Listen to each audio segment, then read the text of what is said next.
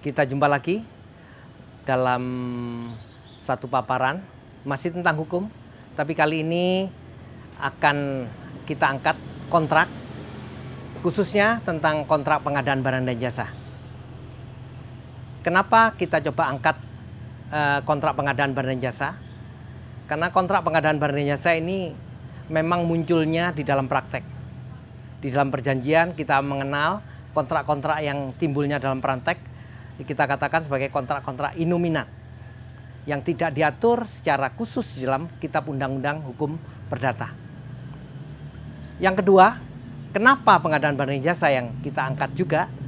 Karena rupanya kontrak pengadaan barang dan jasa ini menjadi satu topik yang utama kalau kita kaitkan dengan tindak pidana korupsi. Bahkan ada yang mengatakan 70% korupsi di Indonesia itu terkait dengan pengadaan barang dan jasa. Kalau kita ranking juga, berdasarkan data yang ada, dia menempati urutan kedua terkait dengan korupsi, terkait dengan pengadaan barang dan jasa yang saya maksud tadi.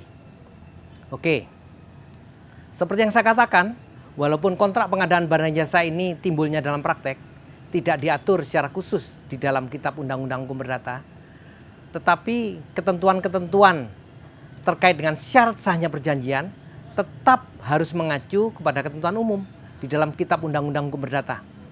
Tepatnya pasal 1320, yaitu terkait dengan syarat sahnya perjanjian. Pertama, kita bedah dulu, ada 4 syarat yang harus dipenuhi di dalam suatu kontrak secara umum, termasuk dalam hal ini kontrak pengadaan barang dan jasa. Syarat yang pertama yaitu subjeknya mesti cakap. Kalau di dalam Kitab Undang-Undang Perdata, cakap itu usianya harus 21 tahun atau sudah menikah. Dan tidak dalam keadaan yang idiot atau gila ya. Jadi itu ketentuan syarat pertama. Syarat yang kedua, harus ada kesepakatan antara para pihak. Ini harus terpenuhi juga, termasuk dalam kontrak pengadaan barang dan jasa. Syarat yang ketiga, objeknya tertentu dan bisa ditentukan. Artinya harus bisa ditentukan sampai dengan rupiahnya, detail kontraknya, berapa lama, itu harus terpenuhi. Sedangkan yang keempat, terkait dengan sebab yang halal. Jadi kontrak dalam pengadaan barang dan jasa juga tidak boleh terkait dengan kontrak-kontrak yang dilarang. Misalnya tentang kontrak hewan yang dilindungi, itu tidak diizinkan. Tentang barang-barang cagar budaya yang dilindungi, yang tidak boleh diperjualbelikan, juga tidak diizinkan juga terkait dengan pengadaan barang dan jasa. Oke, peraturan apa yang melandasi pengadaan barang dan jasa? Rupanya pengadaan barang dan jasa ini peraturannya mengacu kepada Peraturan Presiden Nomor 4 Tahun 2015 yang sudah merupakan perubahan yang keempat dari Peraturan Presiden Nomor 54 Tahun 2010. Itu terkait dengan pengaturannya. Secara umum ini sangat menarik karena kasus-kasus terkait dengan pengadaan barang dan jasa ini cukup fenomenal kalau kita coba angkat, terutama di area Pemda DKI. Kita ketahui kasus pengadaan bus Transjakarta ini juga menjadi ramai karena terkait dengan siapa yang harus bertanggung jawab, pengguna anggarannya, kuasa pengguna anggarannya, atau pejabat membuat komitmennya. Yang terakhir, kasus pengadaan barang dan jasa berikutnya itu terkait dengan UPS itu sangat ramai karena rupanya melibatkan perseteruan antara Gubernur DKI Ahok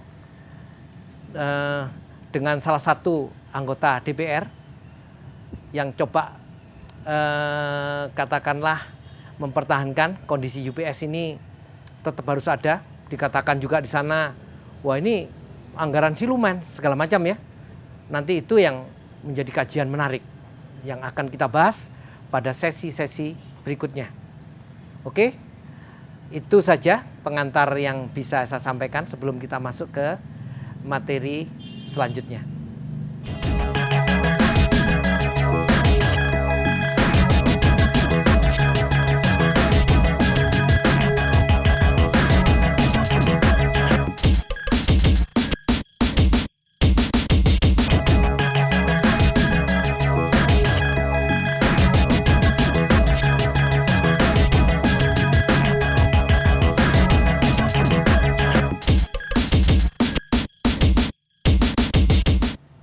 Oke, kita akan lanjutkan.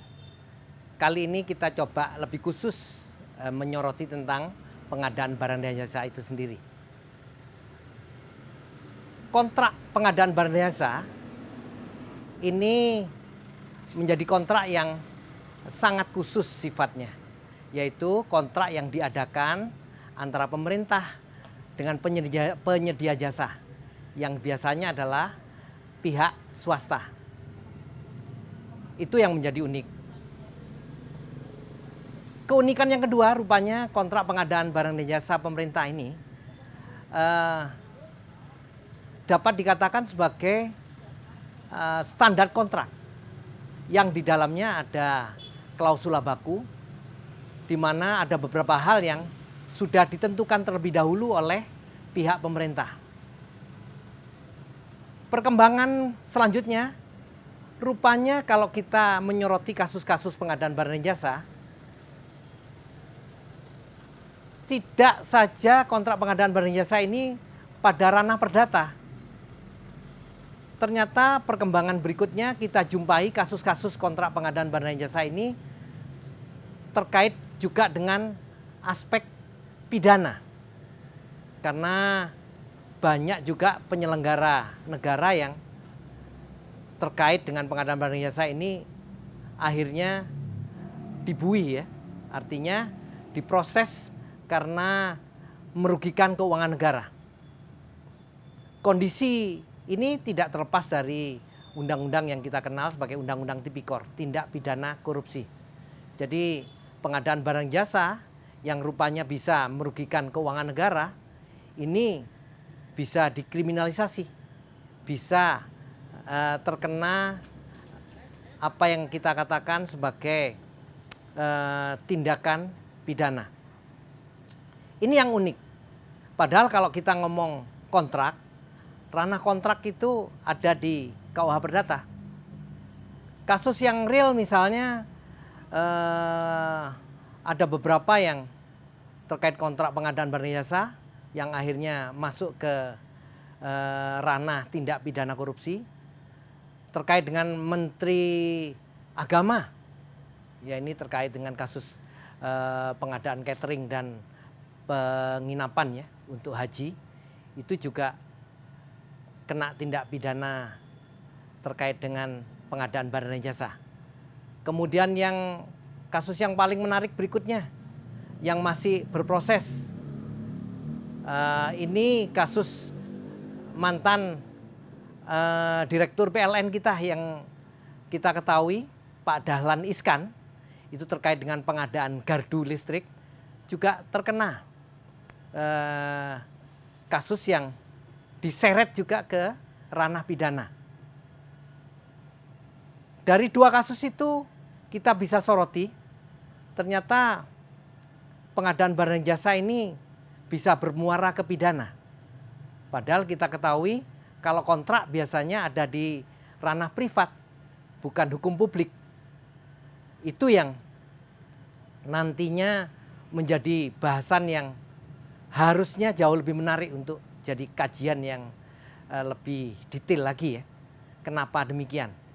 Karena ini imbasnya rupanya Pemda kita, pejabat-pejabat BUMN menjadi takut untuk melakukan pengadaan barang dan jasa. Sehingga disinyalir penyerapan anggaran pemerintah menjadi sangat kecil. Ini yang harus dijaga. Dari 2 contoh yang saya kemukakan tadi, ada contoh yang menarik, yaitu contoh yang saya kemukakan terakhir terkait dengan PT PLN ya, yang menjerat mantan direkturnya, yaitu Pak Dahlan Iskan. PLN dikategorikan sebagai badan usaha milik negara. Bahkan saya sebutkan tadi sebagai PT Persero. Wah, ini menjadi menarik karena harusnya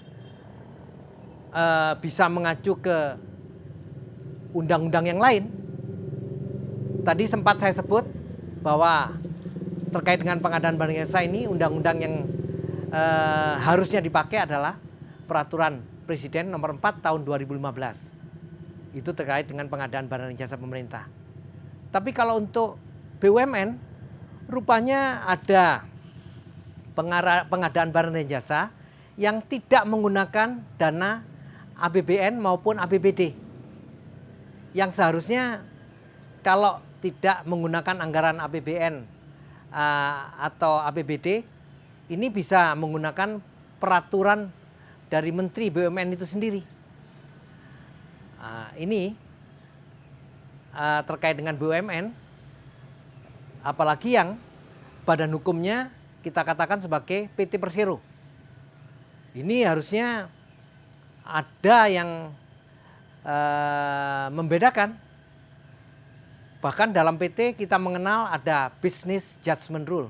Artinya pihak direktur boleh melakukan satu tindakan tertentu sebagai sebuah kebijakan asalkan itu memang murni dilandasi untuk kepentingan bisnis terkait dengan efisiensi, terkait dengan efektivitas. Harusnya apa yang dilakukan oleh Dahlan Iskan ini terkait dengan business judgment rule. Kalau itu di dalam undang-undang PT, yaitu kebijakan yang intinya untuk memaksimalkan katakanlah potensi penggunaan listrik negara. Dia mengambil kebijakan pengadaan gardu listrik. Ya. Jadi secara umum kesimpulan yang bisa kita katakan, kita tidak bisa serta-merta menerapkan tindak pidana korupsi untuk kasus-kasus pengadaan barang dan jasa. Apalagi kalau kita lihat motifnya, dia tidak memperkaya diri sendiri. Ya, dia melakukan satu tindakan murni berdasarkan business judgment rule. Suatu kebijakan yang diambil untuk memajukan perseroan terbatas. Walaupun ini tidak seluruhnya bisa berhasil. Andai kata tidak berhasil, kalau ini di ranah business judgment rule, tidak bisa dikriminalisasi. Itu kesimpulan yang bisa saya sampaikan. Selebihnya saya mohon maaf dan terima kasih.